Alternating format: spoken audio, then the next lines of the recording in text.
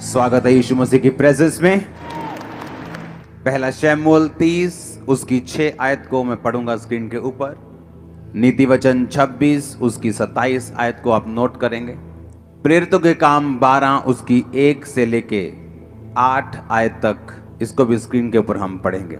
एक बार एक व्यक्ति ने कुछ लोगों से नफरत करता था वो, और उसने आग लगाने के लिए उनके घरों को, क्योंकि वो जंगल के करीब था, तो उसने हवा देखी कि हवा इधर को है और सभी विरोधियों के घर इधर को हैं, तो उसने आग लगा दी जंगल में।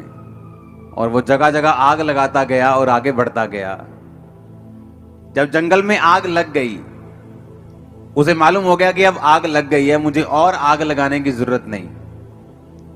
अगर मैं और आग लगाऊंगा तो खुद जल सकता हूं। तो वो चुप करके बैठ गया और देखने लगा। जब किसी ने पूछा तो आग अब आग क्यों नहीं लगा रहा, क्योंकि उसे मालूम था अब वो आग लगा चुका है और अब आग अपने आप फैलती जाएगी। जैसे जैसे हवा इधर को है तो आग लगती जाएगी। लेकिन नीति वचन 26 उसकी 27 आयत में लिखा, जो गड्ढा खोदे वही उसमें गिरेगा, जो पत्थर लुढ़काए वो लुढ़क कर उसी पर लुढ़क आएगा। उसे यह मालूम नहीं था कि उसने हवा देखकर आग तो लगा दी है, लेकिन हवाओं के ऊपर जो कंट्रोल है वो हमारा परमेश्वर रखता है। अब मैं आपको परमेश्वर का एक दास होने के नाते बोल रहा हूं, जब आग लग चुकी होगी हवा का रुख चेंज हो जाएगा। क्योंकि अगर आप लोग लड़ने वाले नहीं हैं हथियारों से, इसका मतलब ये नहीं है कि तुम्हारा परमेश्वर लड़ने वाला नहीं है। अगर तुम लोग बदला लेने वाले नहीं हो, इसका मतलब यह नहीं है कि तुम्हारा परमेश्वर जो है वो बदला लेने वाला नहीं है। क्रिश्चियन लोगों को हुक्म है कि जस्ट खड़े रहो। आप लड़ते नहीं, इसका मतलब यह नहीं है कि आपका परमेश्वर चुप बैठा है। जिस हवा को देखकर आपको जलाने की कोशिश की गई है, मैं आपको प्रोफेटिकली परमेश्वर का दास होने के नाते बता रहा हूं, वो हवा दूसरी तरफ बहेगी और आप बचाए जाएंगे। आमीन ऊंचे वाला होगा तो ये आपके परिवार के लिए होगा। क्योंकि अगर आप लड़ने वाले नहीं हैं, इसका मतलब ये नहीं है कि आपका परमेश्वर लड़ने वाला नहीं है। हालेलुया। मसीही संदेश को, क्रिश्चियनिटी को दबाने की कोशिश अब से नहीं, 2000 साल से होती आ रही है और आज तक कामयाब नहीं हुई। इस सच्चाई को करप्ट करने की कोशिश की गई, इसको खराब करने की कोशिश की गई, इसको दबाने की कोशिश की गई, लेकिन ये कभी दबी नहीं। इसका कारण यह है क्रिश्चियन लोग लड़ते नहीं, वो अपने खुदा पर भरोसा रखते हैं और उनका खुदा उनको कभी निराश नहीं करता, वो उनको कभी छोड़ता नहीं, कभी त्यागता नहीं। आमीन। लोगों को लगता है कि क्रिश्चियनिटी एक धर्म है। बाइबल कहती है कि एक भी जगह पर ईसाई धर्म का जिक्र तक, शब्द तक बाइबल में नहीं है। क्रिश्चियनिटी एक धर्म नहीं, ये एक सच्चाई है, एक धार्मिकता है, ये परमेश्वर के साथ संबंध है। इसे कोई शैतान की ताकत ना रोक पाई थी, ना है, ना कभी रोक पाएगी। जो कुछ भी हो रहा है आप लोगों की भलाई के लिए हो रहा है, सुसमाचार को फैलाने के लिए हो रहा है, आपके विश्वास को स्ट्रॉन्ग करने के लिए हो रहा है। अगर आप बादलों को देख रहे हैं जो आपके सामने मौजूद है, एक आंधी के, एक तूफान के, एक बारिश के रूप में, यीशु मसीह के नाम में वो टाइम आने वाला है जब पूरी तरह से मौसम साफ होने वाला है और आप आगे बढ़ने वाले हैं। आमीन ऊंचा, तो ये बरकत आपकी है। हर एक चीज का बाइबल कहती है एक समय है। बोने का समय, बोने हुए को उखाड़ने का समय, रोने का समय और खुश होने का समय, नाचने का समय, विलाप का समय। बाइबल कहती है हर एक चीज का एक समय है। और बाइबल कहती है कलीसिया इसीलिए परमेश्वर ने बनाई है ताकि आप इस तब ब्लेस होते हैं जब आप परमेश्वर के दिमाग को, उसके प्लान को, उसकी योजना को, जो उसके माइंड में है, आप उसे समझ जाते हैं और उस योजना को धरती पर पूरा करने के लिए आप काम करना शुरू करते हैं। जिस तरह से एक व्यक्ति जो नशे में हो सकता है और परमेश्वर का आत्मा अगर आप उसके साथ संबंध में हैं, हो सकता है वो आपको उस व्यक्ति के लिए प्रार्थना करने के लिए बोले, उसके साथ वचन शेयर करने के लिए बोले, और वो व्यक्ति जब आपकी प्रार्थना और वचन के शेयर करने के कारण बचाया जाएगा, तो इसका मतलब आपने परमेश्वर की मर्जी को पूरा किया। जब चेलों ने कहा कि जिस तरह यूहन्ना ने अपने चेलों को प्रार्थना करना सिखाया, प्रभु यीशु हमें भी प्रार्थना करना सिखा, तो परमेश्वर ने कहा था तुम इस तरह से प्रार्थना करना कि हे पिता, तू जो आसमान में है तेरा नाम पाक माना जाए, जिस तरह तेरी मर्जी आसमान में पूरी होती है धरती पर उस तरह राज आए। कौन सी मर्जी की परमेश्वर बात कर रहा है? वो मर्जी जो परमेश्वर के दिमाग में है, और किस तरह से वो धरती पर पूरी होगी। बाइबल कहती है, परमेश्वर के आत्मिक नियमों की किताब में से ये नियम है कि परमेश्वर धरती के ऊपर कोई भी काम जो है वो अपने आप नहीं करता। बाइबल कहती है वो कर सकता है, लेकिन आप लोगों को सहभागिता में बनाने का उसका कारण ये था कि आप लोग परमेश्वर के द्वारा ठहराए हुए कामों को करेंगे, और इसी के जरिए ये एक लैडर बन जाएगी, एक कांटेक्ट बन जाएगा कि पीछे लाइट है, आगे बल्ब भी लगा हुआ है, लेकिन जब कनेक्शन ही नहीं है लाइट से बल्ब की ओर, वो इलेक्ट्रिसिटी फ्लो नहीं कर रही, तो लाखों रुपए का बल्ब और पीछे हजारों वोल्ट की रोशनी किसी काम की नहीं। उसी तरह परमेश्वर जो हजारों लाखों करोड़ों और बेहिसाब वोल्ट की जो पावर है, और आप एक बल्ब के समान, रोशनी के समान बाइबल कहती है बुलाए गए हैं, लेकिन जब कनेक्शन आप में और परमेश्वर में नहीं है, आप रोशनी नहीं दे सकते, लोगों को रास्ता नहीं दिखा सकते, परमेश्वर के द्वारा बनाए गए मकसद को भी आप पूरा नहीं कर सकते।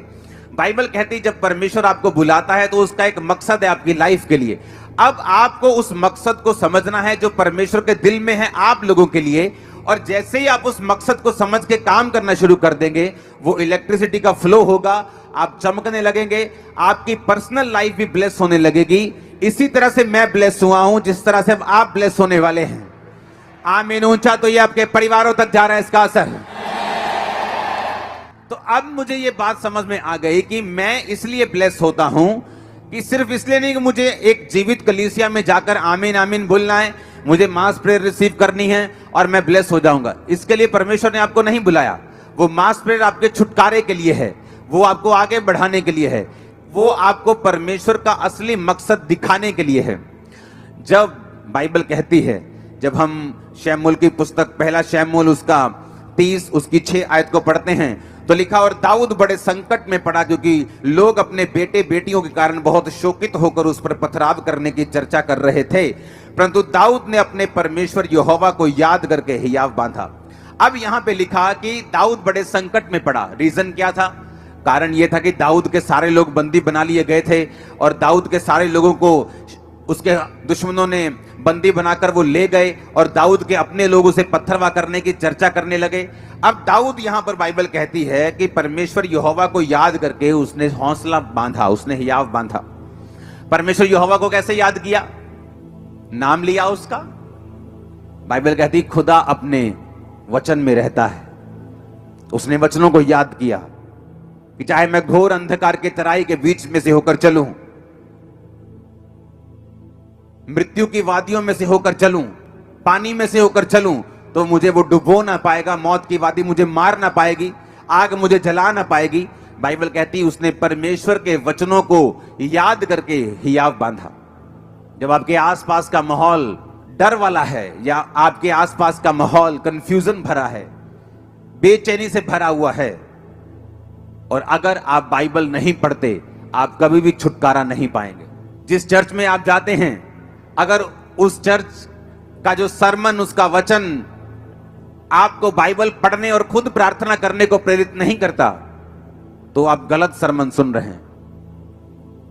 दाऊद ने, बाइबल कहती, यहोवा के वचन को याद किया, क्योंकि जब माहौल आपके आसपास इतना खराब था, तो बाइबल कहती है कि दाऊद ने यहोवा के वचन को याद किया, स्मरण किया और हियाव बांधा, और उसके वचन को याद करके दाऊद ने अपने मन में मनन करके परमेश्वर में हियाव बांधकर आगे बढ़ा, और वो बचाया गया। जब विरोध होता है, आपकी लाइफ में कुछ परीक्षाएं आती हैं, या बीमारी की एंट्री होती है, या कुछ परीक्षा की एंट्री होती है जो परमेश्वर की ओर से है, सबसे अधिक जो आपको उस समय चाहिए वो परमेश्वर का वचन है। और जैसे ही आप परमेश्वर के वर्ड को पढ़ते हैं, आप नोटिस करते हैं, चाहे आपके बाहर का माहौल कैसा भी हो, वो चाहे अभी चेंज हुआ या नहीं हुआ, आपके अंदर का माहौल जो है एक क्रिश्चियन व्यक्ति के लिए ज्यादा मायने करता है। जब अंदर का माहौल हिलता है तो आप डूबते हैं, बाइबल कहती पतरस जब परमेश्वर को पूछ कर चलने लगा कि प्रभु अगर तू ही है तो पानी पे चल के आऊं, तो परमेश्वर ने कहा आ जा। जब पानी पे चलने लगा, बाहर का माहौल तो वही था, आंधी और तूफान आ रहे थे, अंदर का माहौल बदल गया और वो डरने लगा, क्योंकि शैतान ने कहा ओए तुझे मालूम नहीं, इंसान को पानी पे चलने के लिए तो बनाया नहीं गया, मछलियों को बनाया गया। परमेश्वर ने तो मछलियों को बनाया पानी पे चलने के लिए और बहने के लिए और तैरने के लिए, तुझे तो नहीं बनाया, तो डूब जाएगा अभी। और जैसे ही उसने शैतान की बातों की ओर ध्यान दिया, शैतान भी वचन का प्रयोग करता है, वो भी वचन में क्या लिखा है उसको आपके खिलाफ प्रयोग करने की कोशिश करता है। और जब आप लोगों में वचन नहीं होता, आप उसकी बातों पे यकीन करते हैं, और बहुत से लोग परमेश्वर की उस योजना को समझ नहीं पाते और उसे पूरा नहीं कर पाते। हालेलुया।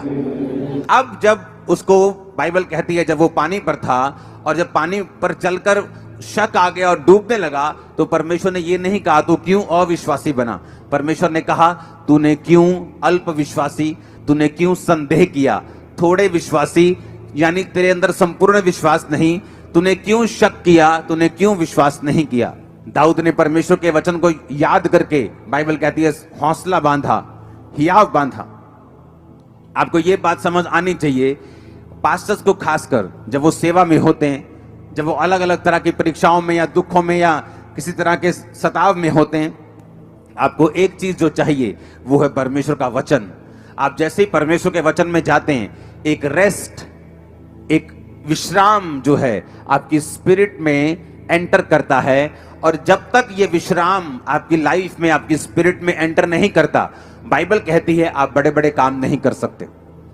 बाइबल कहती है उस समय के लोग जब पापी थे और अलग अलग तरह के पापों में फंसे हुए थे, तो परमेश्वर ने नूह को चुना, और बाइबल कहती है परमेश्वर ने नूह के साथ आकर बात की कि एक बड़ी कश्ती बना और सब तरह के जानवर उसमें रख, अशुद्ध जोड़े इतने, शुद्ध जोड़े इतने, और उसके बाद मैं इतने दिन बारिश बरसाऊंगा और सब लोग धरती पर मर जाएंगे। और बाइबल कहती है नूह का जो इब्रानी मतलब है, उसका मतलब है रेस्ट, उसका मतलब है विश्राम। जब आप विश्राम में नहीं होते, आप घबराए होते हैं, क्योंकि आप बाहर की दुनिया की न्यूज़ पढ़ रहे हैं, ज़्यादा आप न्यूज़ में हैं, आप देख रहे हैं बाहर क्या हो रहा है, माहौल खराब हो रहा है। लेकिन बाइबल कहती है जब आप बाहर की दुनिया को देखते हैं, आपकी रेस्ट जो है अंदर की, वो लूज हो जाती, वो खत्म हो जाती। और जिस दिन आपका विश्राम जो है वो खत्म होता है, परमेश्वर आपको इस्तेमाल तो कर सकता है, लेकिन बड़े कामों के लिए आपको इस्तेमाल नहीं कर सकता, क्योंकि परमेश्वर को बड़े कामों में आपको इस्तेमाल करने के लिए एक विश्राम में, रेस्ट में, जो आदमी, जो औरत, जो खुदा का दास, दासी, विश्वासी, विश्वासनी रेस्ट में हो, आराम में हो। कौन सा आराम? आराम करने का मतलब ये नहीं कि वो सुसमाचार प्रचार ना करे, या काम ना करे, या सेवा ना करे, या प्रेयर ना करे। आराम का मतलब उसके अंदर एक विश्राम का आत्मा है। वो घबराया हुआ नहीं, वो डरा हुआ नहीं, उसे मालूम उसका परमेश्वर उसके साथ है। उसे मालूम इस आंधी तूफानों के आगे एक सनी डे उसका इंतजार कर रहा है। उसको मालूम है एक बड़ी टेस्टिमनी उसका इंतजार कर रही है। उसको मालूम है ग्लोरियस डेज उसका इंतजार कर रहे हैं। ओ आमीन, ऊंचा चाहिए मैंने कहा।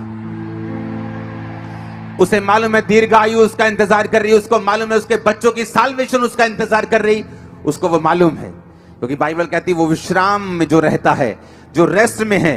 बाइबल कहती है नूह के साथ परमेश्वर ने बात की। आप बोलते परमेश्वर मुझसे बात करे, इतने अनरेस्टेड बंदे से परमेश्वर बात नहीं कर सकता। अगर वो अनरेस्टेड है, विश्राम में नहीं है, क्यों? क्योंकि उसकी हीलिंग नहीं हो रही। हर टाइम वो हीलिंग के लिए प्रेयर कर रहे हैं, हर टाइम हीलिंग के बारे में सोच रहे हैं, हर टाइम मास प्रेयर में भी हीलिंग के बारे में सोच रहे हैं, हर टाइम पर्सनल प्रेयर में भी हीलिंग के बारे में सोच रहे हैं। उसके बच्चा नहीं है, हर टाइम वो बच्चे के बारे में सोच रहे हैं। परमेश्वर को मानूं, नहीं मैं मानूंगा, नहीं कोई बात नहीं। हर टाइम अगर इसी बारे में वो सोच रहा है, इसका मतलब उसके अंदर रेस्ट की कमी है, विश्राम की कमी है। और बाइबल बताती है अगर परमेश्वर ने आपकी जिंदगी से बड़े काम करने हैं, खासकर पास्टर्स की लाइफ से, आपकी लाइफ से, विश्वासियों की जिंदगियों से, तो आपके अंदर विश्राम होना बहुत ही जरूरी है। बाइबल कहती नूह एक विश्राम, रेस्ट में था।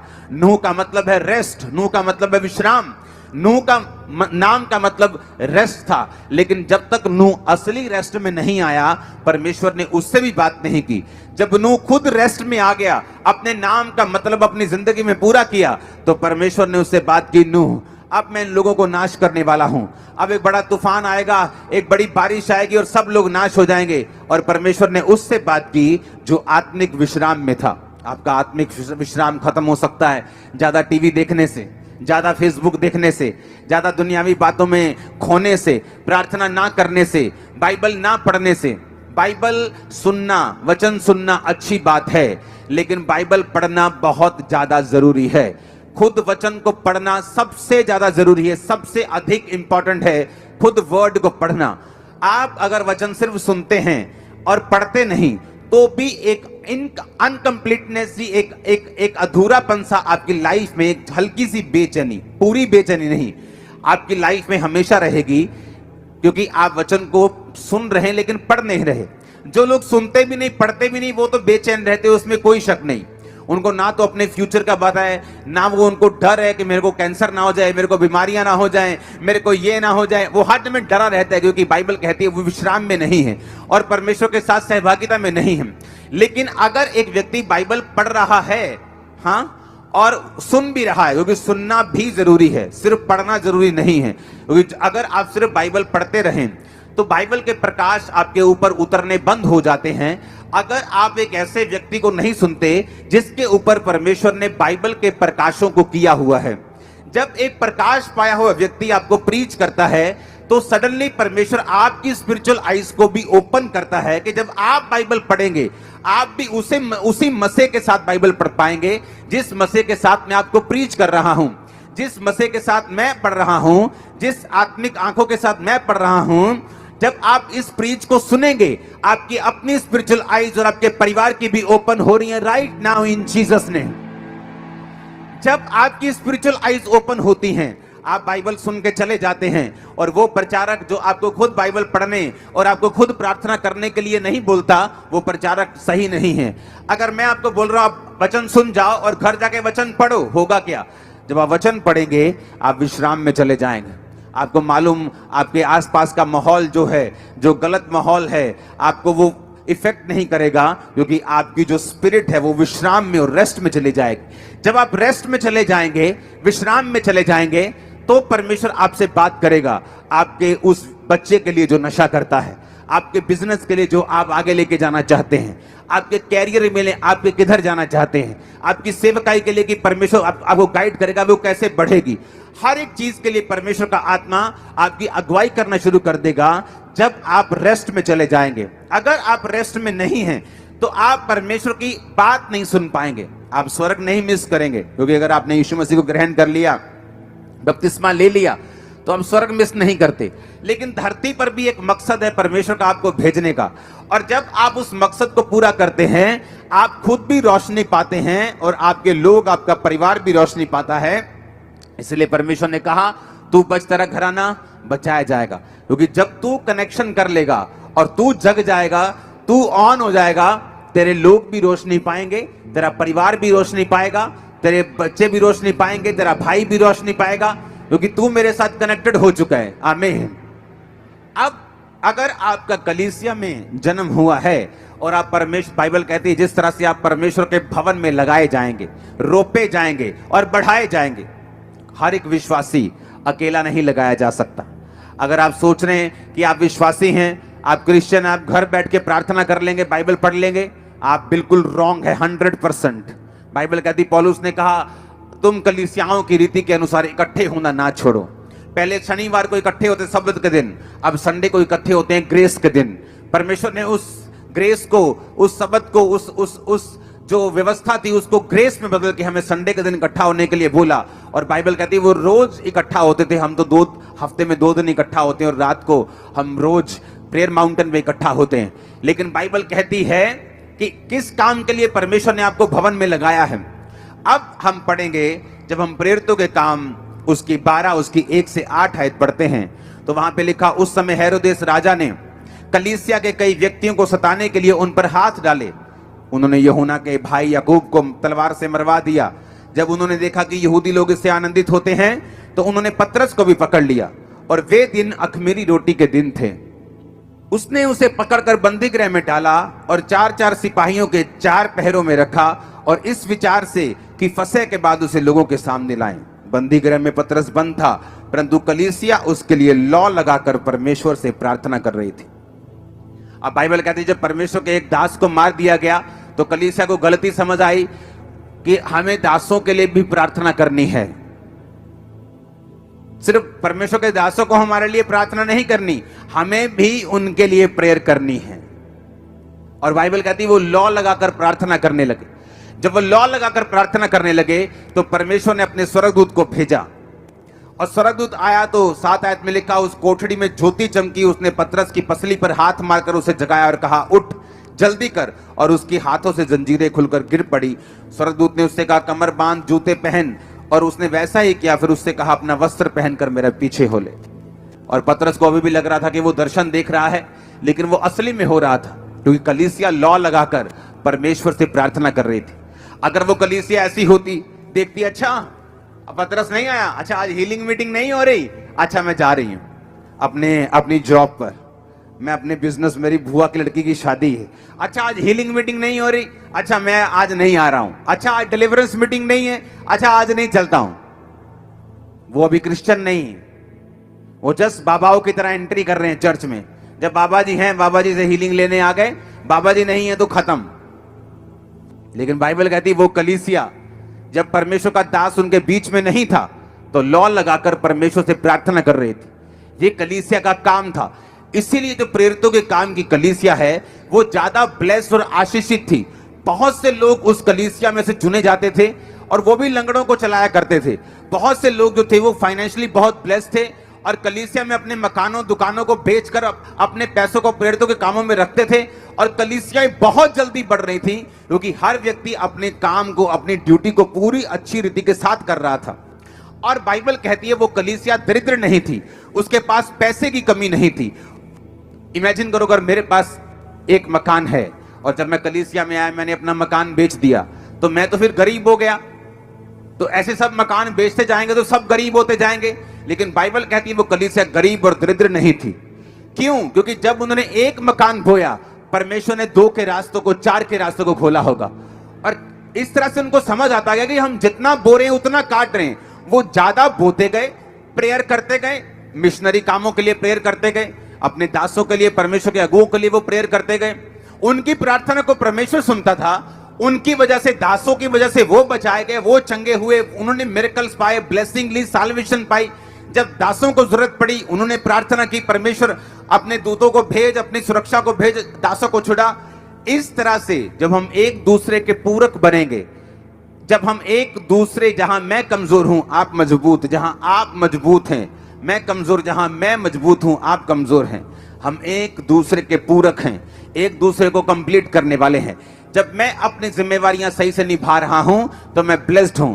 अगर कलीसिया अपनी जिम्मेवारी सही से निभाएगी तो वो ब्लेस होगी। Hallelujah, hallelujah.